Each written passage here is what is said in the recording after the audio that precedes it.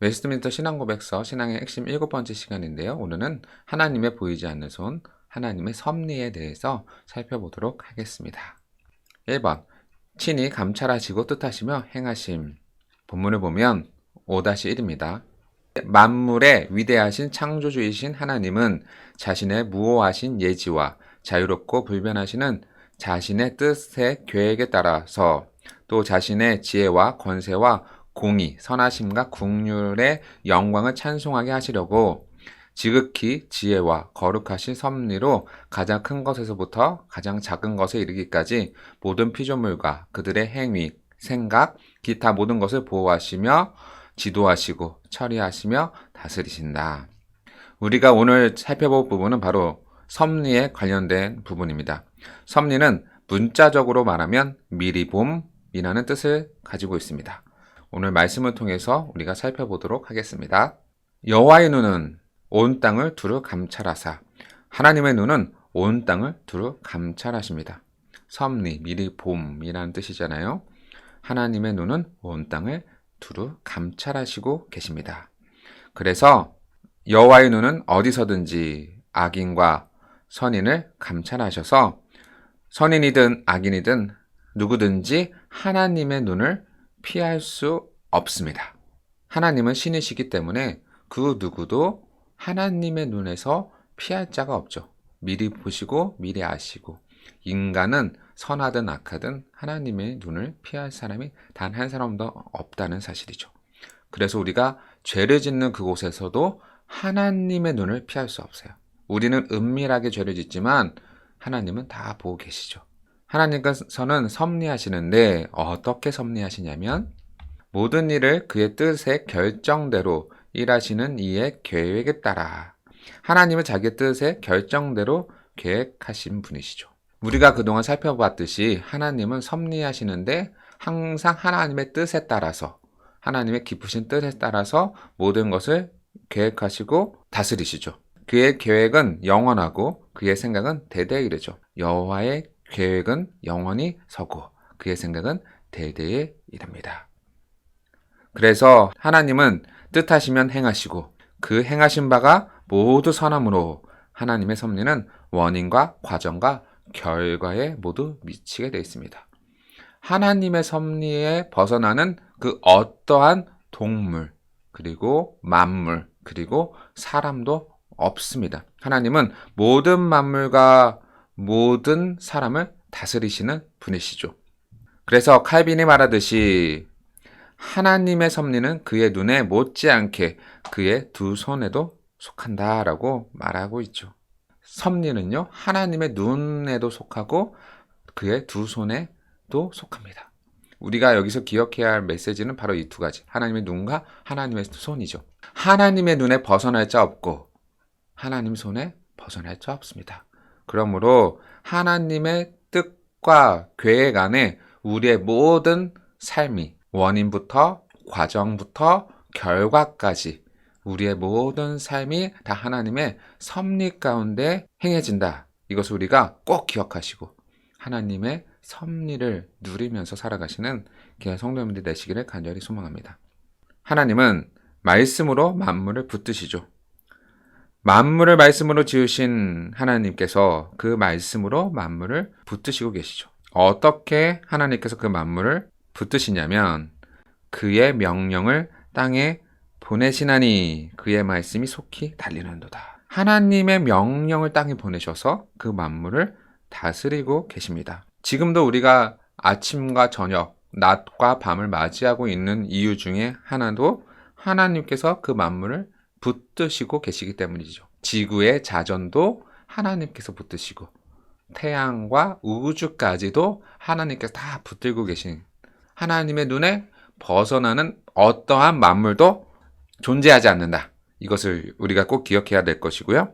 또 말씀을 보면 그가 기뻐하는 하시는 모든 일을 천지와 바다와 모든 깊은 데서 다 행하셨다. 하나님은 그가 기뻐하신 모든 일을 행하시는 분이시죠. 그래서 그 지으신 모든 것을 보존하시고 운행하시고 지도하시며 경영하시고 통치하시는 하나님이십니다. 그래서 하나님의 확실한 명령이 없으면 비 한 방울도 떨어지지 아니합니다. 하나님의 섭리는 동전 하나에 2마리 살 수 있는 미문인 참새 1마리와 우리의 머리털 하나에도 미치죠. 아버지께서 허락하지 않으신다면 머리털까지 다 세신 바 되었더라. 하나님께서는 모든 것을 다스리시고 모든 것을 하나님의 뜻에 두신다.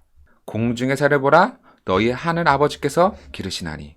하나님은 공중의 새도 먹이시고 들의 백합화가 어떻게 자라는가 생각해보라. 들의 풀도 입히시는 분이십니다. 모든 만물에 하나님의 섭리가 안 미친 곳이 없다. 하나님의 섭리는 다 주관하고 계십니다. 그가 구름으로 하늘을 덮으시며 구름도 인도하시고 들짐승과 까마귀 새끼에게까지 먹을 것을 주시는 분이시고 우박을 내려 추위도 만드시고 또 그것을 녹여서 물이 흐르도록 하시는 분이시다.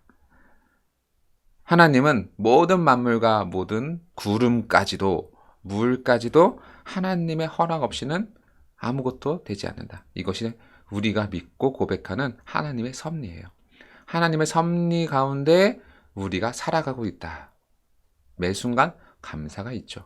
무엇보다도 사람에게 생명과 호흡을 주시는 하나님은 사람들에게 멀리 계시지도 않고 그들 속에 살고 계시며 기동하시고 그들의 열매를 정하시고 경계를 정하셔서 그들의 땅에 살게 하신다.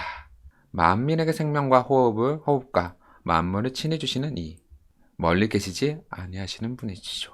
그들의 연대를 정하시며 거주의 경계를 한정하셨기 때문에 사람의 걸음은 여호와로 말미암아 모든 사람도 하나님의 섭리에 의하여서 살아간다. 하나님의 특별하심이죠. 만물도 다스리시면서 인간도 하나님의 뜻에 따라서 다스리고 계십니다.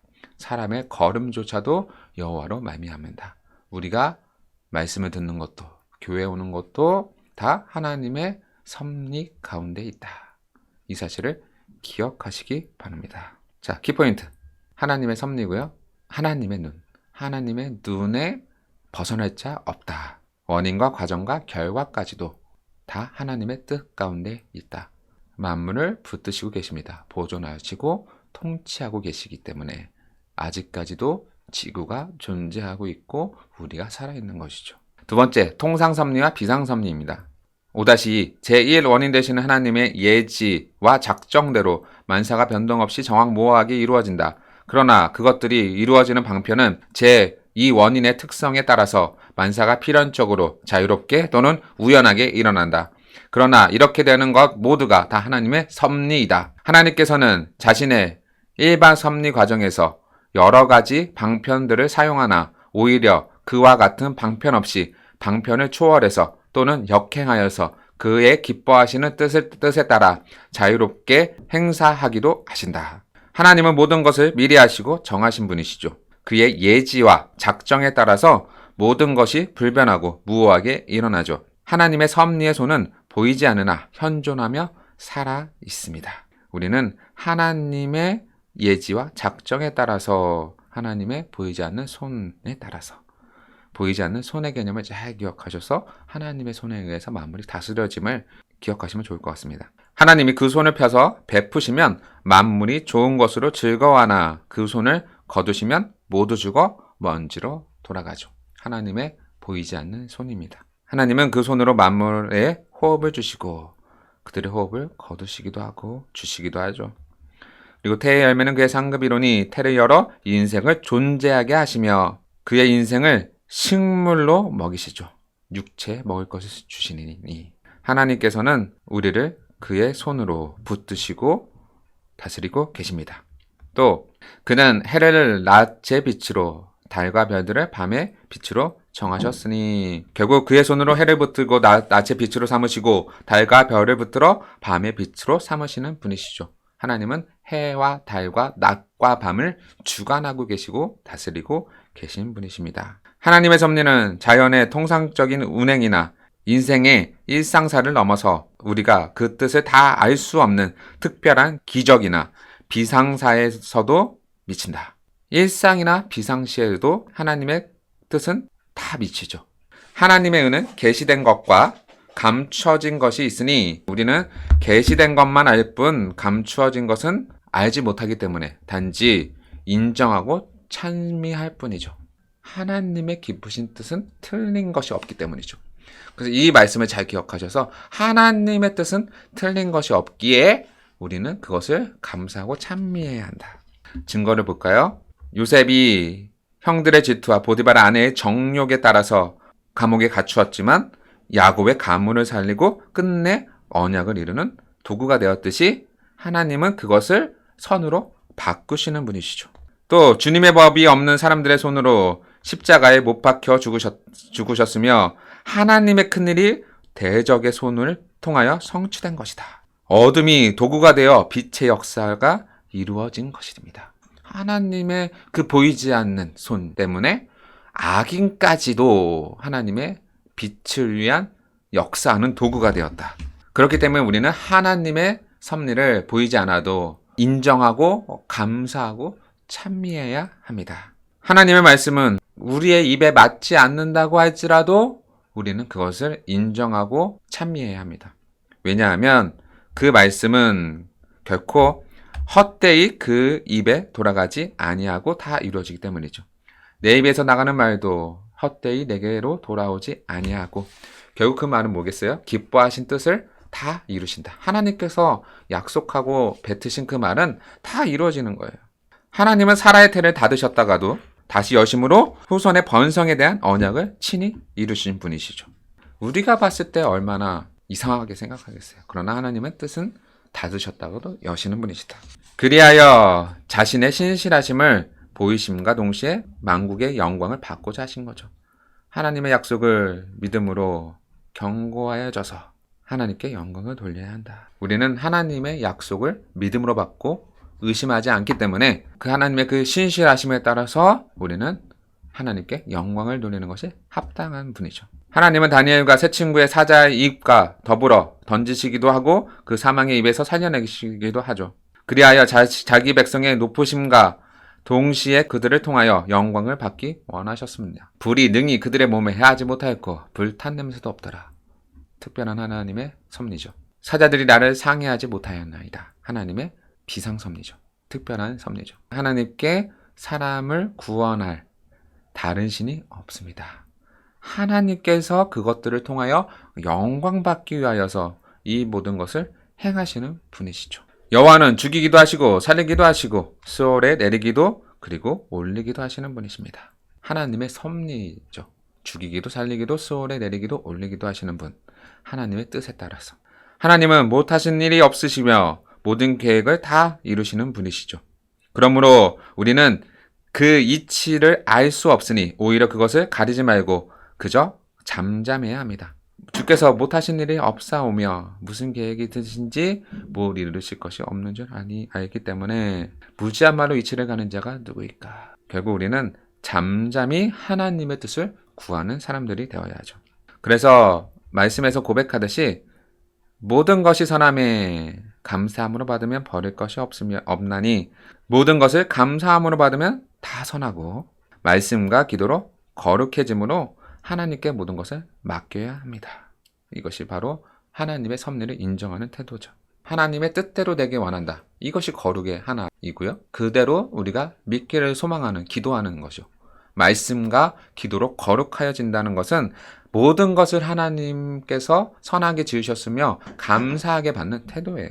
섭리의 비밀을 알 수 없기 때문에 우리는 그렇게 하지 아니하실지라도 하며 하나님의 뜻을 구해야 합니다. 이것이 바로 거룩한 하나님의 백성의 삶이죠.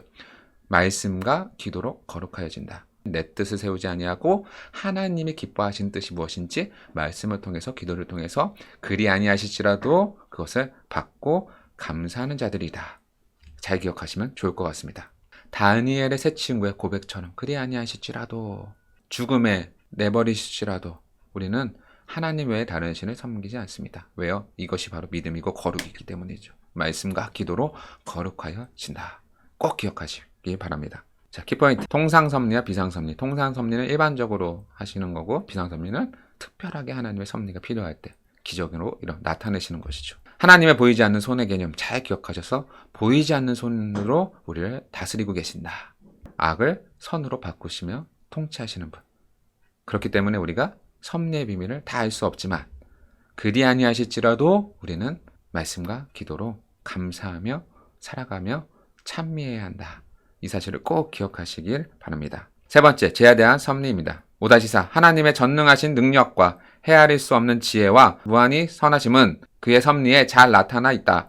섭리는 최초의 타락과 천사들 및 사람들의 다른 모든 죄까지 미치니 단순히 허락하심에 그치지 않고 그의 거룩한 목적을 위하여 큰 지혜와 권능으로 허락의 한계를 정하시고 여러 가지 방법으로 정돈하시고 관할하시며 다스리신다. 그러나 죄악성은 피조물에게서만 나오는 것이요 하나님에게서 나오는 것이 아니니 그는 가장 거룩하시며 의로우시며 죄의 조성자나 시인자가 아니시며 또 그럴 수 없으시다. 죄에 대한 섭리인데요. 하나님의 섭리는 인류의 죄에도 미칩니다. 사람은 순전하게 지음을 받았으나 자기의 자유의지로 타락하였죠. 그리하여 한 사람의 죄로 모든 사람이 사망에 임하죠. 한 사람을 말미암아 죄가 세상에 들어오고 죄로 말미암아 사망이 들어왔다. 아담의 죄로 인하여서 모든 인류는 비참한 상태에 빠지게 된 것이죠. 하나님께서 모든 인류를 이 비참한 상태에 두신 것은 모든 사람에게 긍휼을 베푸기 위함이다. 모든 사람에게 긍휼을 베푸게 하심이로다. 죄와 사망 역시도 인간의 그 비참한 가운데 있는 이유조차도 하나님의 섭리이고 하나님의 긍휼을 베풀기 위한 하나님의 은혜를 위한 하나님의 섭리가 있다. 참 하나님의 섭리는 오묘하죠. 우리를 죄 비참하게 두시는 이유가 바로 긍휼, 은혜를 깨닫게 하시기 위함이다. 삶이 은혜고 비록 죄를 짓지만 죄를 깨달을수록 은혜가 넘치죠. 나 같은 이도 구원하신 하나님. 하나님의 긍휼을 우리가 잊지 않고 살아가는 하나님의 백성이 되어야 합니다. 하나님의 보이지 않는 손을 통한 섭리는 많은 경우 보이는 사람의 손을 통하여 일어나죠. 하나님은 사람을 통해서 일하시기 때문이죠. 죄인들도 그 손으로 사용되었죠. 헤롯과 빌라도 이방인과 이스라엘 백성과 합세하여 하나님께서 예정하신 그것을 행하시려고. 그들이 서로 원수였으나 그들이 합세하여서 예수를 죽이게 하셨죠. 하나님의 섭리죠. 하나님은 보이지 않는 손으로 보이는 손, 사람들을 통해서 행하시죠. 하나님의 계획대로. 악한 자들을 들어서 사용하시는 하나님. 원래 악한 거예요. 그러나 그것을 사용하셔서 선으로 바꾸신 거죠. 하나님이 악하다 말할 수 없는 거예요. 폐역한 아수르 사람들을 하나님의 백성을 징계하는 진노의 막대기, 그 손에 몽둥이로 사용하셨죠. 하나님은 악한 것들을 들어서 선하게 사용하시는 거예요. 이렇듯 하나님은 죄인들을 섭리의 도구로 이용하시지만 그렇다고 죄를 인정하지는 않으세요. 죄인들을 사용하셨지만 그 죄가 옳다라고 하는 건 아니죠. 그냥 악한 자를 그냥 들어서 사용하셨을 뿐이죠. 하나님은 죄에 대한 시험을 받지도 아니하시고 죄를 짓도록 시험하지도 않으시죠. 하나님은 악에게 시험 받지도 아무도 시험하지도 아니하시느니라. 죄는 정직하게 지음받은 사람이 많은 꾀를 낸 것처럼 자기 꾀와 욕심에 빠져 저지르는 것이죠. 자기 욕심에 끌려. 육신의 정욕과 안목의 정욕과 이생의 자랑, 세상으로부터 온 것이다. 이 모든 것은 하나님이 아니라 세상으로부터 온 것이기 때문에 하나님은 죄와 상관없으시는 분이시죠. 하나님께로부터 온 것이 아닙니다. 다만 하나님은 섭리의 도구로 사용하시는 것뿐입니다. 원죄와 후속하는 모든 죄는 하나님의 섭리가 있어요. 말씀에서 말하듯이 죄의 삭은 사망이지만 죄를 사함받기만 하면 영생을 선물로 주시죠. 하나님의 은사, 선물은 영생이다. 왜 죄가 하나님의 섭리 가운데 있을까요? 사망 가운데 있는 자들을 은혜를 베푸셔서 영생을 주시기 위함이죠. 이것도 하나님의 섭리다. 하나님은 아무 작정 없이 죄를 허용하지도 않으시죠. 죄를 허용하셨어요. 그 이유가 뭐예요? 영생을 주시기 위함이죠. 그렇다고 해서 그 작정이 죄를 조성하거나 조장하는 것은 아니죠. 하나님께서 죄를 허용하셨지 죄를 만드셨거나 죄를 다스리진 않으세요. 죄에 대한 섭리는 죄를 이기는 데 있기 때문입니다. 죄에 대한 섭리는 뭐예요? 죄를 이기기 위함이죠. 하나님께서 죄를 허용하셨지만 예수를 보내어서 어떻게 해요? 죄를 이기셨잖아요. 이게 하나님의 섭리예요. 그러므로 죄가 더한 것에 은혜가 더하지만 은혜를 더하자고 죄를 지어서는 안 되죠. 은혜 아래 있으니 죄를 지으리요. 어찌 우리가 죄를 짓겠느냐? 은혜 아래 있는데. 죄가 더한 곳에는 은혜가 있지만, 그쵸? 그 은혜를 더 누리고자 죄를 짓는다. 이거는 이상한 논법이에요. 은혜 아래 있기 때문에 어찌 죄를 더 지을 수 있느냐? 그럴 수 없다. 사도 바울의 이 고백. 죄에 대한 섭리는 죄를 이기기 위함이지. 우리에게 은혜를 깨닫게 하기 위함이지 죄를 짓게 하기 위함이 아니다. 하나님의 섭리는 이렇게 이루어집니다. 키포인트. 죄에 대한 섭리. 죄인들을 사용하시죠. 도구로서. 선을 향한 도구로서. 죄에 대한 섭리는 뭐예요? 승리다. 예수 그리스도의 승리. 죄를 삼키신, 죽음에 대해서 잡아먹힌 게 아니죠. 사망을 어떻게 해요? 삼키셨죠. 승리하셨다는 표현이잖아요. 죄가 더한 것에 은혜가 더한다. 죄를 깨달을수록 우리가 은혜가 충만하죠. 그렇다고 죄를 더 짓는 건 아니다. 은혜 아래 있는 자들은 죄를 지을 수 없습니다. 이 사실을 꼭 기억하셔서 하나님의 은혜, 죄조차도 하나님의 섭리 가운데 있고 그것을 통한 은혜를 주시기 위함이다. 그것을 꼭 기억하시면 좋을 것 같습니다. 네 번째, 자기 백성을 높이시려고 낮추신다. 5-5 가장 지혜로우시고 의로우시며 은혜로우신 하나님은 얼마 동안 자신의 자녀들로 여러 가지 시험과 그들 마음의 부패성에 내버려 두기도 하신다. 하나님께서 이렇게 하심은 전날에 범했던 그들의 죄를 징계하시기 위함이거나 그들로 하여금 그들 속에 잠재해 있는 부패성의 힘이 얼마나 큰가를 발견케 하려 하는 것과 그들로 하여금 그들의 심령의 거짓됨을 알게 하여 겸손케 하려는 것이다. 그들로 하여금 하나님의 도우심을 받기 위해 하나님을 더욱 가까이 계속 의지하게 하시려는 것이다. 그리고 또한 그들로 하여금 경성하여 미래의 범죄를 방지케 하려는 것이며 기타 여러 가지 옳고 거룩한 목적을 위한 것이다. 하나님은 우리를 약함 가운데 두시는 이유는 그리스도의 능력이 우리 가운데 머물게 하려 하시는 것이거든요. 나의 여러 약한 것들에 대해 자랑하는 이유가 뭐겠습니까? 그리스도의 능력이 내게 머물게 하려 합니다. 사도 바울의 고백이잖아요. 우리의 약함조차 자랑할 수밖에 없는 이유가 뭐냐면 예수의 그 거룩하신 능력 없이는 우리가 살아갈 수 없잖아요. 그렇기 때문에 그 능력이 우리 안에 머물기 때문에 하나님 이 약한 나를 구원하시고 다스리시고 통치하시는 그 하나님의 섭리를 찬양할 수밖에 없는 거죠. 바울의 이 고백을 봐봐요. 약함조차도 하나님의 능력이 내 안에 머물게 합니다. 우리가 다 할 수 있으면 하나님의 능력이 왜 필요하겠어요? 그러나 하나님의 능력이 없이는 우리는 그 어떠한 것도 할 수 없으니 하나님의 능력이 머물기 위해서 우리의 약함조차도 깨닫고 그 약함이 자랑이 될 수밖에 없는 거죠. 왜요? 그리스도의 능력이 우리 안에 머물기 때문이죠.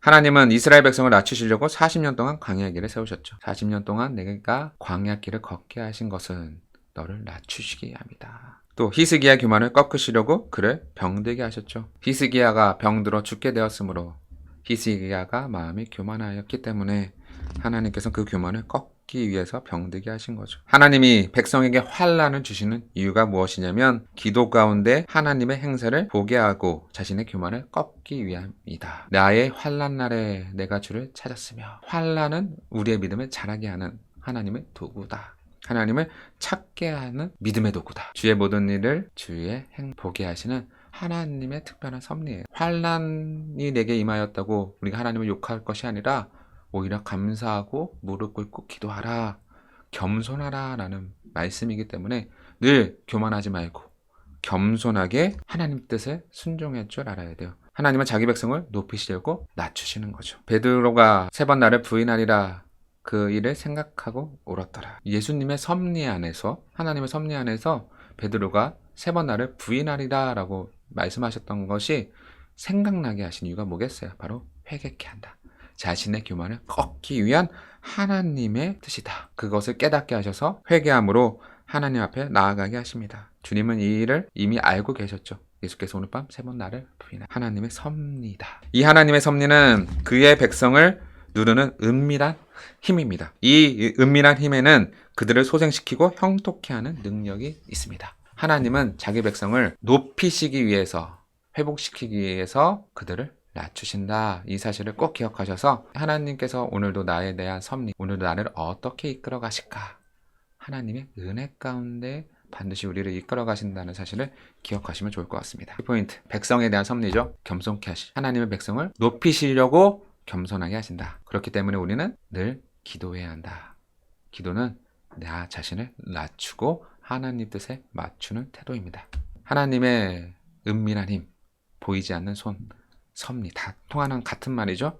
하나님의 그 은밀한 힘 때문에 우리를 소생시키고 형통케 하시는 그 능력이 있기 때문에 우리는 하나님의 그 섭리를 전 분야 모든 것에서 인정하며 살아가는 하나님의 백성들 되시길 간절히 소망합니다. 오늘 하나님의 보이지 않는 손, 하나님의 섭리에 대해서 우리는 살펴보았는데요. 오늘 말씀을 되새겨 보시고 하나님의 섭리는 원인과 과정과 결과에까지 모든 것에 미치시고 죄조차 섭리하시고 백성들을 섭리하셔서 우리를 회복케 하시고 하나님께 더 가까이 갈 수 있도록 도와주시는 하나님의 특별한 섭리임을 기억하셔서 오늘도 하나님의 그 섭리를 찬양하시고 감사하시고 그리 아니하실지라도 경배하시는 귀한 성도님들 되시기를 간절히 소망합니다. 감사합니다.